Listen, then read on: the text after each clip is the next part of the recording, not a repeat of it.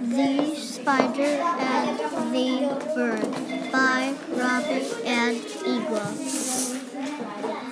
It was a rainy day, and the spider was so sad.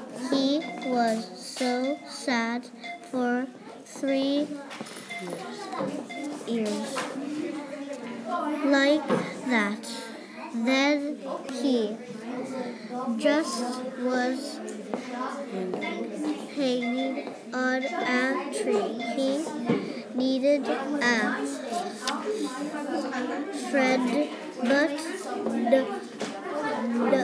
nobody was his friend.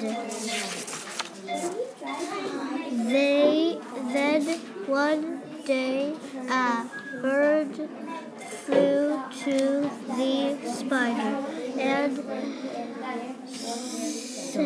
started to say, "Why are you sad?"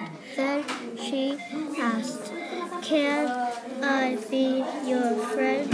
Then the spider said, smiling, "Yes, you can be my friend." Then they went to a town, bought the ice cream. Then they started to play happy. They lived happy and fourth graders and kindergarten buddies, it is time for us to be done. Best friends. What that means is that you are going to need to stop where you're at.